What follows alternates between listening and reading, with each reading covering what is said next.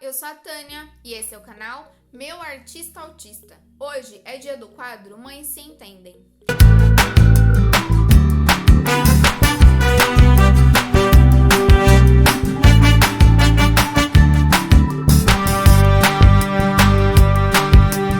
Eu penso no Lorenzo, tem sim a questão do autismo, mas eu penso no Lorenzo como um ser humano, né? Eu penso no Lorenzo assim, eu respeito ele como ser humano. Não importa que ele é o meu filho e que ele só tem 7 anos, eu respeito ele como um ser humano. Eu respeito as vontades dele. Eu respeito ele enquanto indivíduo. Porque ele vai crescer se sentindo respeitado e ele vai crescer respeitando as pessoas também. Porque foi o que ele viu, o que ele viveu, o que ele aprendeu. Entendeu? Então, é assim que eu trato ele. Tem as questões do autismo, né? Que às vezes é uma aventura a mais na nossa vida pra gente aprender a lidar com isso, né? E a gente tenta fazer da melhor forma que a gente pode, né? Que a gente consegue. Então, assim, parece que não, mas a criança, ela se espelha muito nas nossas atitudes, ela se espelha muito no que a gente faz, no que a gente fala. E ele vai tomando como verdade absoluta pra ele, porque é só aquilo que ele vê, é só aquilo que ele convive. Então, ele tá tomando pra ele como verdade absoluta. E o Lorenzo, ele tá numa idade que ele tem 7 anos, né? Então, ele ainda não tem, assim, a questão do consciente, né? O que ele viveu até hoje, o que ele tá vivendo até agora, vai ficar marcado no subconsciente dele. E o que ele tá vivendo agora é o que ele vai ter como verdade absoluta durante muito tempo na vida dele, né? Até chegar um momento que ele vai começar, né, quando ele for adulto, alguma coisa, que ele vai começar a questionar isso daí que ele teve como verdade absoluta a vida inteira. Então, o trabalho que a gente tá fazendo agora é muito, muito importante, porque é o que vai ficar guardado na lembrança, na memória dele o resto da vida.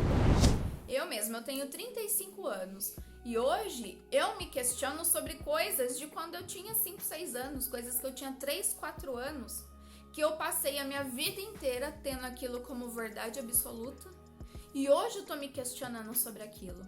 Sabe? Às vezes pode ser um trauma, né, um gatilho ou uma coisa muito boa, mas até hoje isso reflete na minha vida. Então eu penso muito sobre isso em todas as questões da educação do Lorenzo, sabe?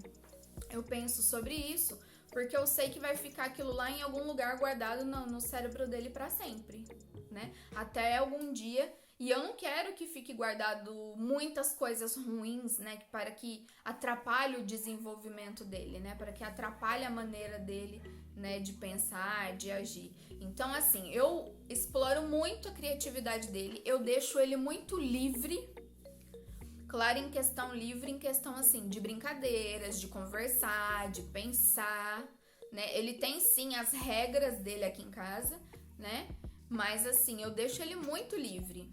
Eu observo para ver realmente como ele vai agir, como ele vai se comportar diante das situações, diante das coisas, né? Ou diante de uma pergunta, ou diante de uma frustração, porque sim, eu deixo ele se frustrar.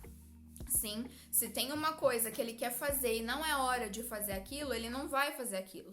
E ele vai ficar frustrado. E eu deixo ele lidar com essa frustração, porque frustração também é importante. Né? Porque a gente sabe que a vida lá fora é mais frustração do que não, né? Então a gente tem que estar preparado para isso. Então eu deixo ele lidar com a frustração dele, né? Se é um momento de choro, eu deixo ele chorar. Se é um momento de choro, eu deixo ele chorar. Se é um momento de frustração, eu deixo ele se frustrar, sabe? Eu deixo ele sentir todas as emoções que ele precisa sentir. Eu não impeço ele, né? De sentir as emoções, porque eu sei o quanto é ruim você ter que, né, engolir um choro, né, reprimir as suas emoções, reprimir seus sentimentos. Eu sei o quanto isso é ruim, quanto isso faz mal pra gente, né? E tem uma frase, né, que eu costumo falar muito aqui em família, coisa que é: a boca cala e o corpo fala. Então, de uma forma ou de outra, vai ser expresso isso daí. Então, não deixo ele eu não reprimo as emoções e os sentimentos dele de maneira alguma.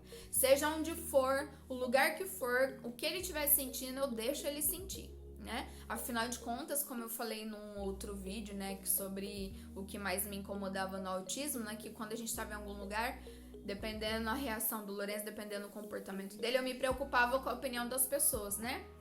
Hoje em dia não, aprendi a lidar com isso. Então, seja onde for, onde tiver, eu deixo ele sentir a emoção dele, dou lá uns minutinhos pra ele sentir a emoção dele.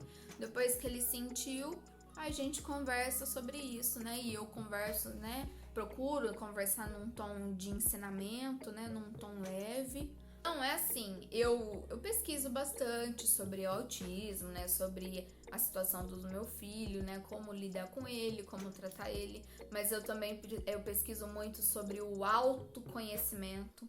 Então, de 2 anos pra cá, eu tô numa fase de autoconhecimento. Então, eu estou me conhecendo, eu estou tentando superar os meus gatilhos, tentando superar os meus traumas, né? Me tornar uma nova versão.